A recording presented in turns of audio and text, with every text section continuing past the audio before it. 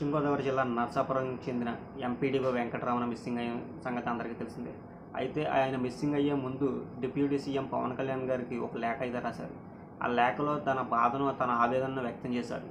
అయితే స్థానికంగా ఉండే వైసీపీ మాజీ ఎమ్మెల్యే ముదునూరి ప్రసాదరాజు తనను వేధిస్తున్నాడంటూ ఆ లేఖలో వివరించారు. అంతేకాకుండా రెడ్డప్ప దవేజీ అనే వ్యక్తి పంటిరేవు పాడుకున్నారని, అయితే గత కొద్ది రోజులుగా ఆయన లీజుకు సంబంధించి తన బకాయిని చెల్లించడం లేదని, అయితే తను అడిగేటప్పటికి తను బెదిరింపులకు పాల్పడుతున్నాడని, ప్రసాదరాజు అండదండలతోటే నా మీద బెదిరింపులకు పాల్పడుతున్నాడు. అయితే నేను నీతి నిజాయితీగా పనిచేశాను, అయితే నేను నా పుట్టినరోజు నాడే నేను చనిపోతున్నాను అంటూ ఆయన అయితే తన కుటుంబానికి మెసేజ్ కూడా పెట్టడం జరిగింది. దాన్ని కూడా వివరిస్తూ పవన్ కళ్యాణ్ గారికి లేఖ అయితే రాశారు.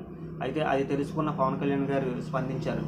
వెంటనే డిప్యూటీ సీఎం పవన్ కళ్యాణ్ ఆదేశాలతో పోలీసులు రంగంలోకి దిగారు. రెడ్డప్ప దవేజిని విచారణకు పిలిచారు. అంతేకాకుండా ప్రసాదరాజు పైన కేసు నమోదు చేసే అవకాశం కూడా ఉందని నరసాపురం స్థానికులు, అలాగే నరసాపురానికి సంబంధించిన ప్రజలు కూడా అనుకుంటున్నారు.